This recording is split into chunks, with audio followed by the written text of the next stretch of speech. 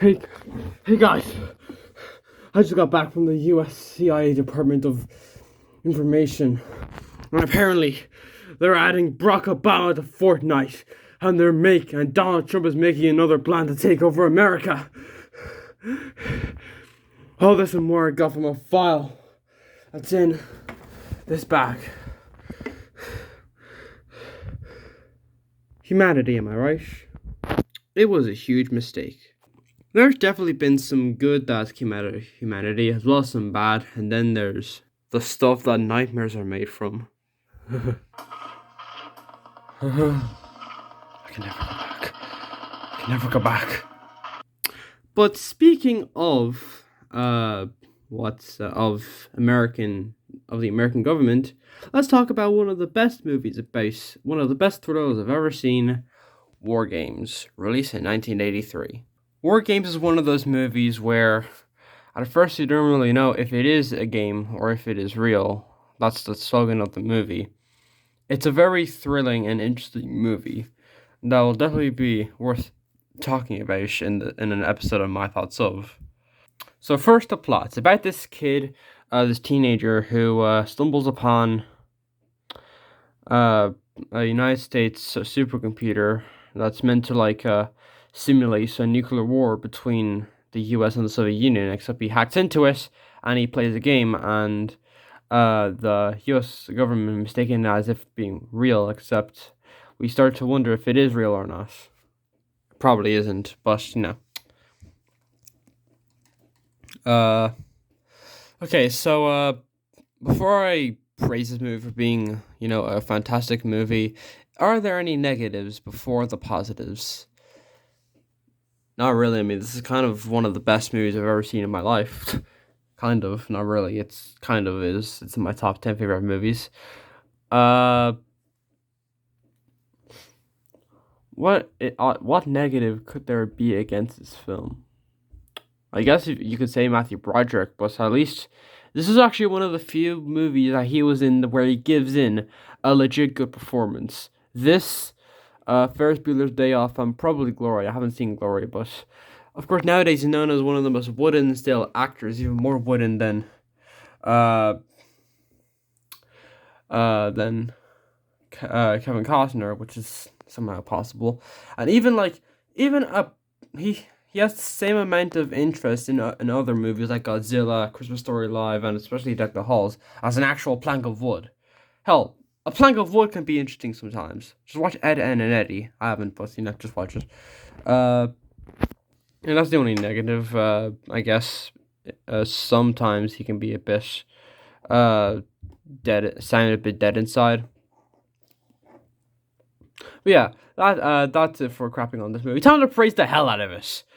It has a really, really, really intense atmosphere where you start to wonder if that he's being hunted down by the U.S. because he hacked into this thing and he's now an enemy of the states. I think maybe of sorts. I don't know, but point is he's a criminal now and he has to try and get away from the U.S. government.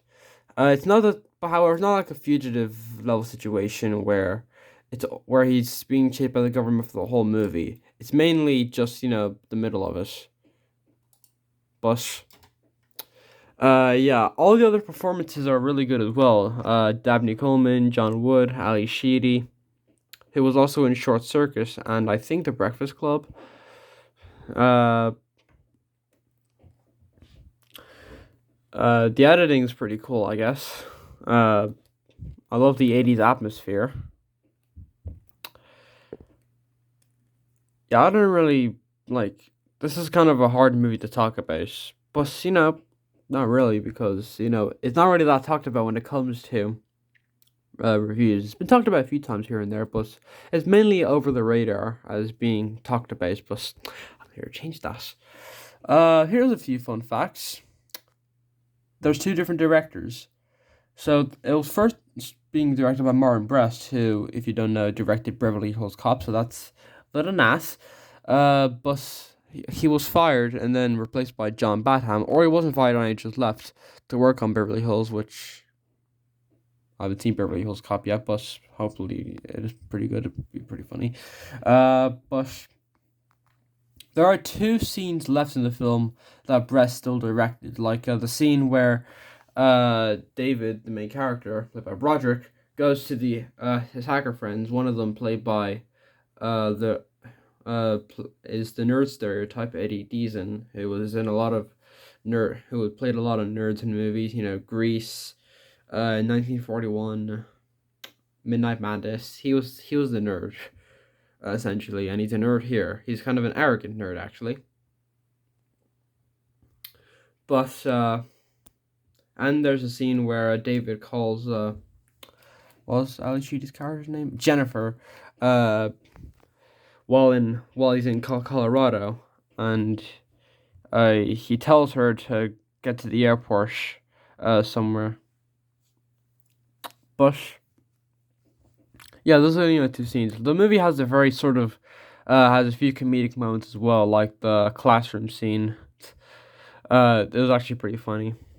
But for the most part, this is still, at its core, a thriller film. And it's also a sci-fi film, as Wikipedia calls it, but I think that's going a bit of a far stretch. Oh yeah, this is one of those films where, you see, I got this on DVD. It's over there.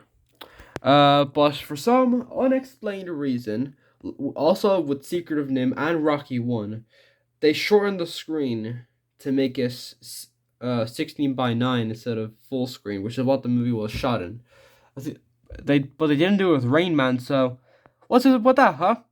Is it because is it because it has certain characters in this, or because you just don't care about it that much? What's the difference, huh? What's the difference, NGM? What's the difference, motherfucker? Yeah, I'm getting a bit heated, but yeah, that's really all that there is about to talk about this movie. It's really well shot. It's really well edited. The performances are pretty good. It has really intense atmosphere. The music's pretty good. It's well directed. It has Matthew Broderick could be a little bit better, but we all know that he's a plank of wood who learned how to look like a human. So yeah, I give this film a very, very, very solid 9.5 out of 10. And I definitely hope more people discover it as time goes on. But of course, enough about talking about movies. It's time to talk about those files that I got from the CIA. It was a lot of work trying to sneak into there, with the whole disguise and all, but it was definitely worth it to get those files. Anyway, time to read them out. Oh, motherfuck!